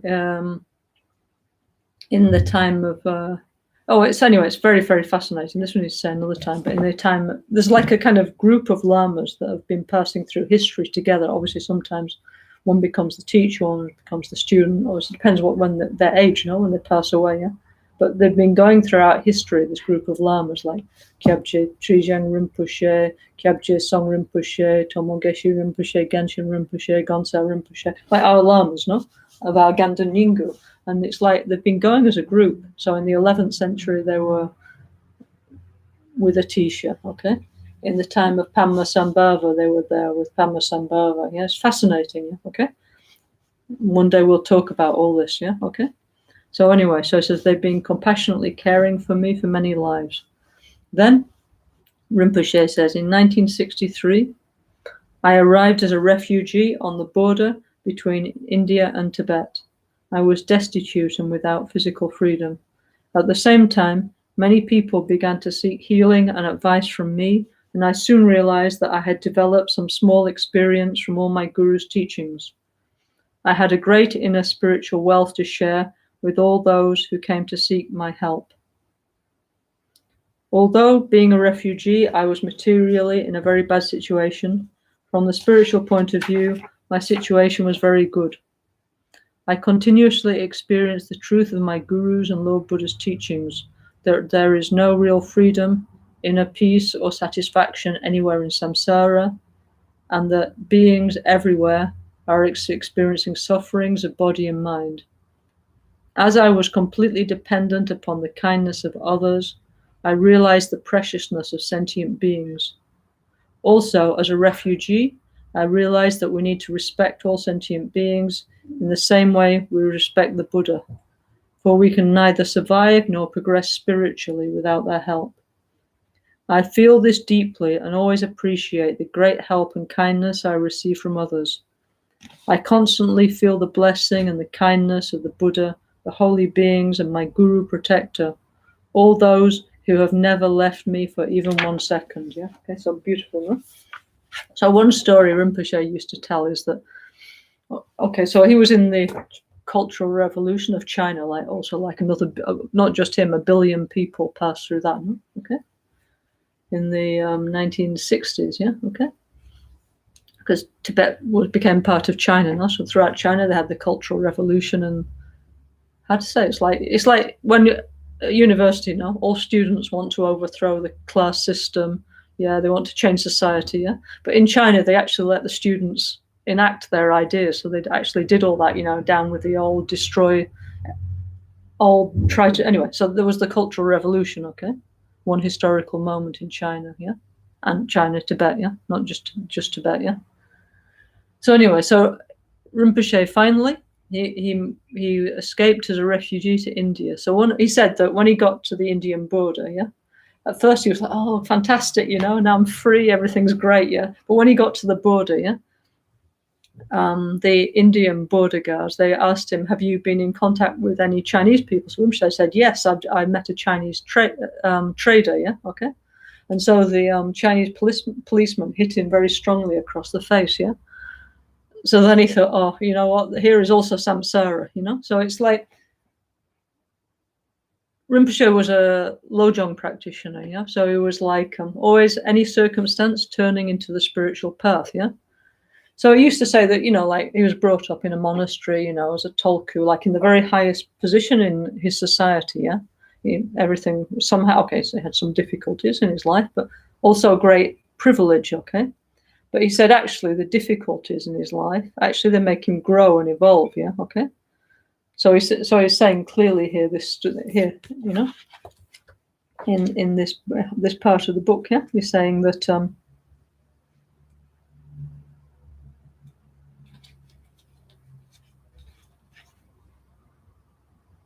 okay, so he said actually when he became a refugee, he actually experienced the truth of the Dharma, yeah, okay. So we might think, oh, if you're a tolku, you should know it all when you're born, but of course it's not like that, yeah, okay. Each lifetime, yeah. I mean, tolkus have to go to tolku school and normal school, yeah. They have to grow up, yeah. Their realizations have to freshly remanifest each time. Why? Because they come in a new package. That means they're reborn, a new body, yeah, with a different DNA. new parents, new society, yeah? And their realizations have to re-manifest, which is why tulkus are educated in a particular way to give them the conditions for their wisdom to re-manifest from life to life, yeah? Okay? So Rinpoche is saying that actually this condition of like becoming poor, becoming a refugee and experiencing difficulty was actually one of the causes for him to manifest his realizations, yeah? Okay? Because we're Buddhist now, so we know everybody is kind to us, everybody's our mother, we're interdependent. We hear this like thousands of times, but he says he realized it in his life at this point, yeah. He realized he was completely dependent upon others and how kind they were to him, yeah. That's what we always say in the Lamrim teaching. He said, I actually realized it not at that point, yeah. And I realized how precious sentient beings are, yeah. And also, I realize we need to respect all sentient beings in the way we respect the Buddha, yeah? So they say that, in the Mahayana teachings, we say there's two fields of merit. One is the Buddhas, yeah, the Gurus, the Guru Buddhas, yeah? And the other is all sentient beings. So we need to be positive, make offerings, take care towards both of them, yeah? Because most of us, we think, to the Buddhas, I need to, prostrate, make offerings, everything for the Buddha, for the Guru, but we need to remember that the other field of merit, for the accumulation of merit, of positive energy, is all of the beings, yeah, okay? So what it means, without other beings, we cannot get enlightened, yeah? So therefore, they are very precious to us, okay? So we need to respect all sentient beings in the way we respect the Buddha. Like, for example, Kenshin Rinpoche in Albaniani used to say many, many times, yeah? If he had, I don't know, he was sick or have a little headache or something, and everybody would be there, like massaging his head or bringing one medicine or another medicine, whatever he needed, they would bring. And he'd say, it's okay, this is very nice, but actually you need to do the same, act in the same way as you act towards me, towards everybody else, yeah? So when somebody else has got a headache or is sick, you need to bring them medicine, take care of them, not just me, yeah? Okay, so this is what this means, yeah? Of course, we want to serve our gurus, the holy beings, but we also need to serve other sentient beings, yeah? Very important if we want to grow on the spiritual path, yeah? Mm-hmm. Then it said, I always appreciate the great help and kindness I receive from others. I constantly feel the blessing and kindness of the Buddha, the holy beings, and my gurus and protectors who've never left me even for 1 second. So this is extremely relevant for us now, no? Well, super relevant, yeah? Because even though Rinpoche physically has passed away, yeah, has passed into paranirvana, still we can feel his blessings and his kindness. It's true, no? And there was a Rinpoche at the time was talking about his guru who had passed away, Kyabgyang Trijang Rinpoche, okay? But still, he was telling what saying what we're actually feeling now, that even though the guru has passed away, still the guru's blessing is there, yeah? Not only of the guru, but also our spiritual protectors, our guardians, because fortunately we have Vajravegovan, the world peace protector, and Mahakali, Sri Devi, Palan Lama, and many other protectors, like our guardians taking care of us, yeah? So we're not alone, we're not lost, yeah? Our guru is still with us, yeah? Still guiding us. And our protectors are also taking care, making sure we don't do something really stupid, which we will do, left to our own devices. Yeah, that's what they make sure we don't completely go off the spiritual path. Yeah, so we're very, very lucky. Yeah, okay. So he says when he went to India, he realized the truth of all this. Okay. Okay, so I think maybe that's enough for today. Let me put my bookmark in. So on Thursday at 7:00 Central European, nice bookmark, no? This is the one of the programs of the Lama Caroline World Peace Foundation congresses. See that again, there's Rinpoche's symbol, yeah? Okay. Coloured version, yeah?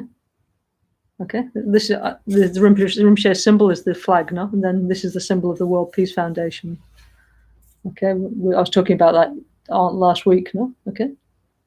And with the laurel wreath, like the Olympian crown, yeah? Of Apollo, no? Okay.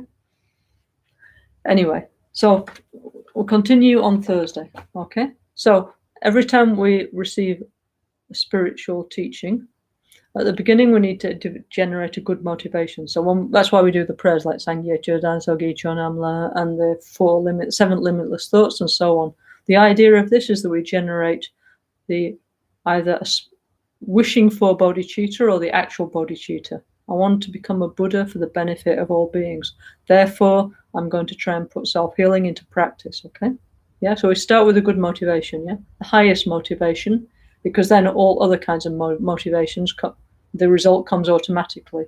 If you only have a small motivation, you get that small result. If you have the biggest motivation, then all the small things and middle things are included. So it's better to aim big and have the highest motivation. So we start by generating bodhicitta, yeah? And at the end, we need to dedicate the merit, the positive energy we've accumulated by listening to, in this case, to part of self-healing too, okay? And then if we do like that, then it's excellent, yeah? Because each time our positive energy increases, yeah? Because dedication means we don't lose the positive energy, yeah? Okay? So therefore, we always dedicate. So we will dedicate according to the NgalSo Tantric Self-Healing too. Of course, we have many, many different ways of dedicating.